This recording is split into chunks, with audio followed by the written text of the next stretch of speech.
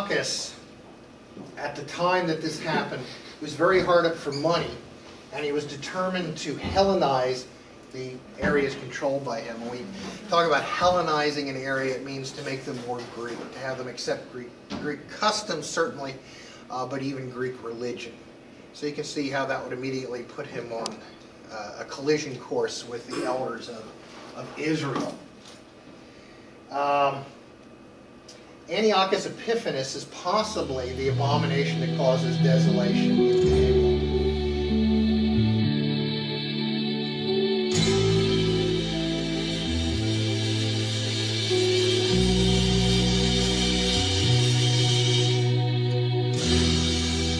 Some people also associate that with Antichrist.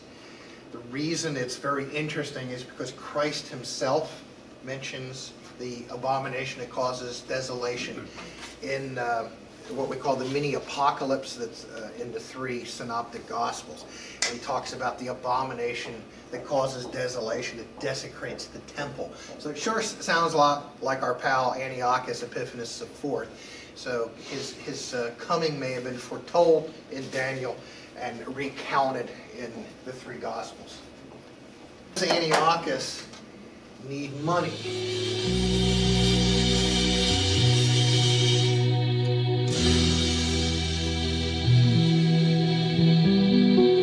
Does Antiochus need money? Certainly at the time of Alexander the Great, Greece is the most powerful nation or nation state in the world. But by the time we get to 2nd century BC, that's not so clear anymore, because there's a new kid on the block that's starting to cause some problems around the Mediterranean, and that's the Romans. So there's a cataclysmic battle between the Romans and Antiochus's forces, and Antiochus's forces lose to the Romans. And the Romans tell them, you have 2 choices. We can either slaughter all of you, or you can pay us lots and lots and lots of money for a long time. So Antiochus thought about it, and he decided on the lots and lots of money rather than the slaughter. And so that's why he needed money at the time.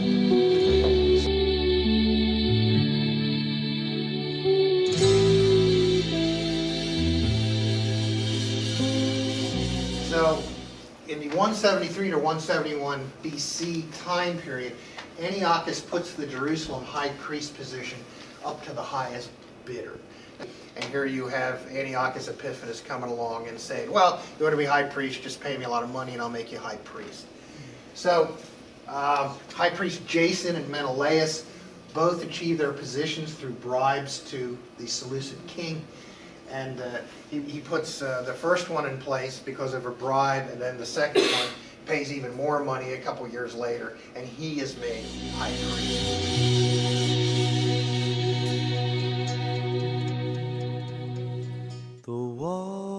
Still needs more money. He looks to the Jerusalem temple and says, wow, they got all kinds of gold, menorahs and stuff in there, and there's jewels and all this stuff, and I think I'll just loot it, and then I can pay off the Romans. That seems like a reasonable thing to do. So he does. This act follows in the footsteps of his predecessor, Seleucus IV, who had done the same thing. I often tend to tie these 2 events together just because it's easier conceptually. But actually the looting of the temple and the desecration of the temple, there was a 2-year gap, but they were both caused by Antiochus Epiphanes. So in one on which the prophets wrote is cracking. Books of the law that they found, they tore to pieces and burned with fire. So any ancient copies of the Pentateuch, for example, they just destroyed, they burned. At the seams upon the instrument. Anyone found possessing the Book of the Covenant or anyone who adhered to the law was condemned to death by decree of the king. They kept using violence against Israel, against those who were found month after month in the towns. Instruments of death. The sunlight brightly gleams. On the 25th day of the month, they offered sacrifice on the altar that was on top of the altar. Is torn apart with nightmares and with dreams will no one lay the laurel wreath when silence drowns the The political and social climate in the Roman Empire, which of course included Jerusalem and all of Judea, was becoming unstable and chaotic. Rome itself was under despotic leadership as a result of its immoral and degenerate citizens, and Jerusalem was collapsing into division and strife as well, much of it a result of Roman intervention and instigation within the Jewish world. Within Jerusalem, two major factions clashed as to how to deal with Rome's increasing control and demands upon the Jewish people at the hands of increasingly corrupt Roman procurators.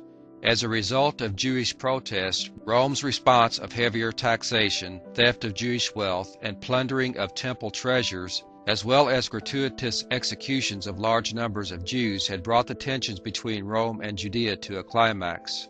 But within Jerusalem, there were the liberal Sadducees who wanted to acquiesce to Rome's increased demands for the sake of peace, and the Zealots who were in favor of violent opposition and rebellion, with these two ideologies clashing in a civil war. In 66 AD, the flashpoint was reached when Gessius Florus, the last Roman procurator, stole large amounts of silver from the temple and also indiscriminately executed over 5,000 inhabitants of Jerusalem. The already inflamed Jewish citizens rioted, decimating the small Roman garrison stationed in Jerusalem. Cestius Gallus, the Roman ruler in neighboring Syria, answered by sending a large reinforcement of troops to Jerusalem, enough to encompass the city. Does this sound familiar? Roman soldiers surrounding this place referred to so often in the Old Testament as the Holy City, the same Holy City spoken of by Daniel the prophet that began our study of the 70-week prophecy. 70 weeks are determined upon thy people and upon thy holy city. What did Jesus tell his followers?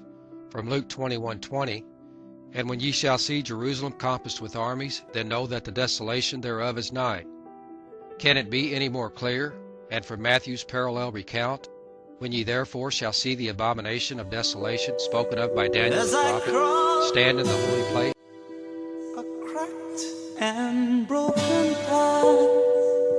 If we make it, we can all sit back and laugh.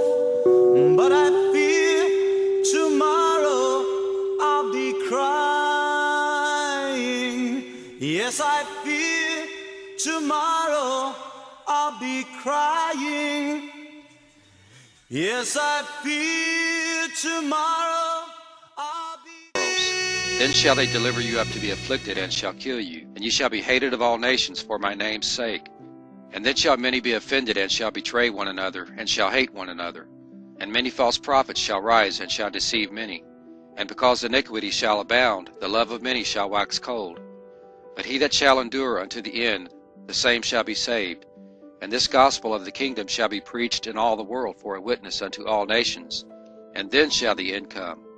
When ye therefore shall see the abomination of desolation spoken of by Daniel the prophet, stand in the holy place. Tomorrow I'll be crying.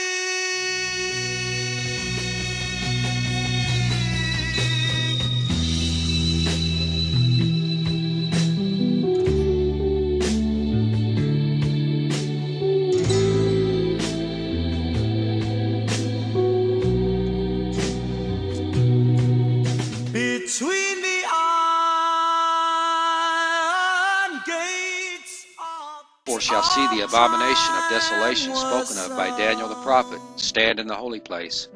Whoso readeth, let him understand. Then let them which be in Judea flee into the mountains. Let him which is on the housetop not come down to take anything out of his house. Neither let him which is in the field return back to take his clothes. And woe unto them that are with child, and to them that give suck in those days. But pray ye that your flight not be in winter, neither on the Sabbath day. For then shall be great tribulation, such as was not since the beginning of the world to this time, no, nor ever shall be. I'm going to focus primarily on the application of these verses to the destruction of Jerusalem in the period of 66 to 70 AD to get us back in the direction of the study of the 70-week messianic prophecy of Daniel. And as we hear Jesus giving his followers life-saving information that will provide them a means of escaping the judgment coming upon Jerusalem, let us realize that this audible word providing a way of escape from judgment then is the same written word that we have today that will be the means of our escape from the judgment upon the world. This is the corollary, the type and archetype within the Olivet Discourse that Jesus gave us about the judgment of the Jews, who were even his own people, and the judgment that will come upon the whole world. And just as in those days where the only ones to escape were those close to Jesus and hearing his literal word, we need to be close to Jesus now and hearing his word within the Scriptures.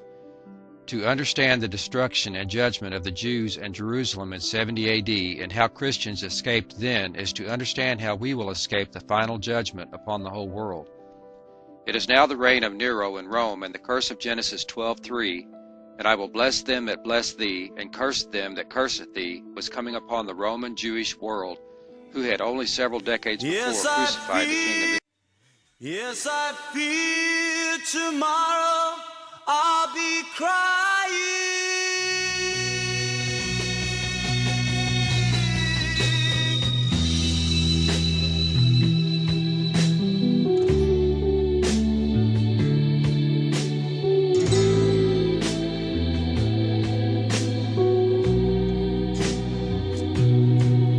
Between the arms. What shall be the sign of thy coming and of the end of the world?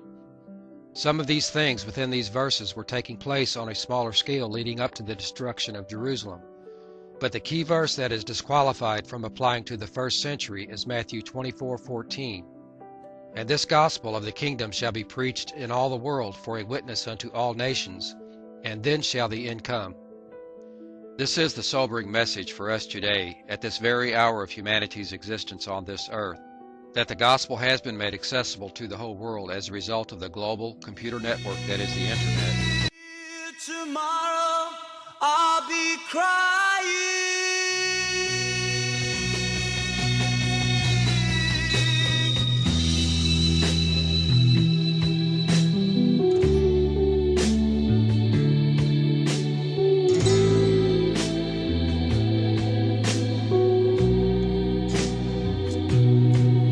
Between the iron gates of fate, the seeds of time were sown and watered by the deeds of those who know and Have this who day to know. escape the coming judgment. And I heard another voice from heaven saying, Come out of her, my people, that ye be not partakers of her sins, and that ye receive not of her plagues. This is the warning to the world to sever any ties to the Roman Catholic Church and its religious and political empire, who is Babylon the Great, a habitation of devils, the hold of every foul spirit, and cage of every unclean and hateful bird. Come out of her, my people, come out of Jerusalem, come out of Rome, come out of this world, that ye be not involved in her fornications, and be contaminated by her plagues.